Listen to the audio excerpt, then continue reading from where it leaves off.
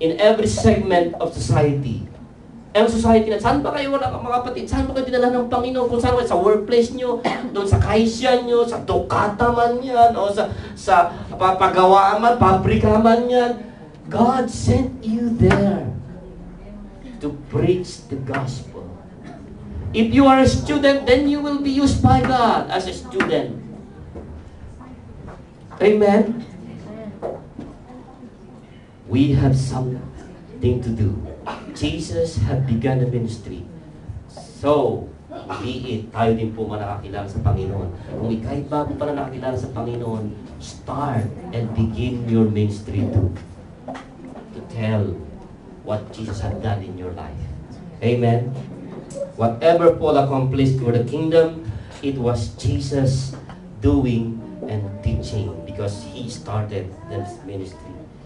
Hallelujah. And he is speaking, he is teaching, always continuing to build his church because other than nakaturuan, diba, na tinuro ng ating Panginoon, wala pong saysay.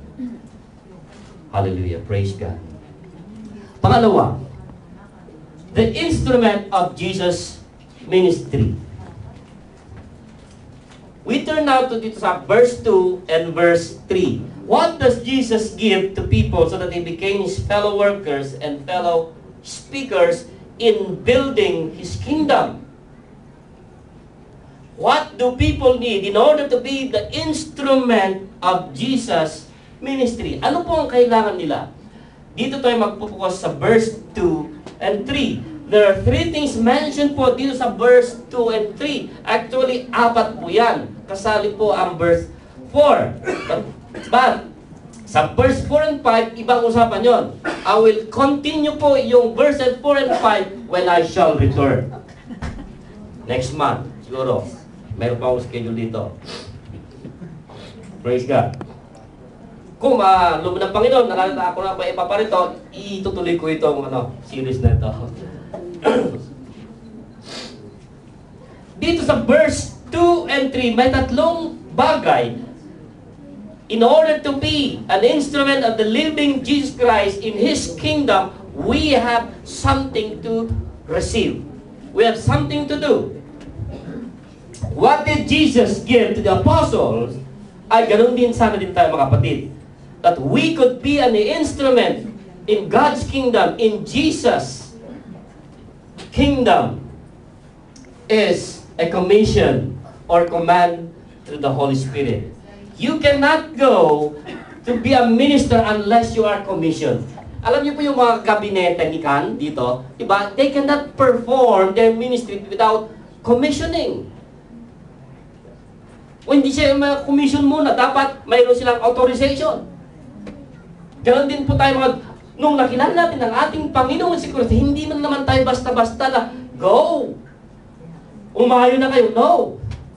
First, kailangan natin yung commission, yung commission, and we're going to receive a command direct from the Holy Spirit. Sa verse 2, until the day He was taken up to heaven, okay? After giving instructions through the Holy Spirit. Si Jesus nagbigay ng mga instruction.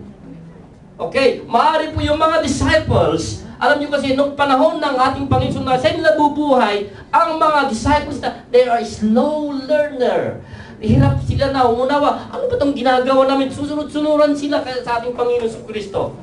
But after them, nung namatay na ang Panginoon Kristo, wala na silang master. Sino na kayang master namin namatay na? Wala na kami They turn into their lifestyle. Yung dati nilang kung saan tinatawag ng Panginoon, gusto nila bumalik doon as a fisherman.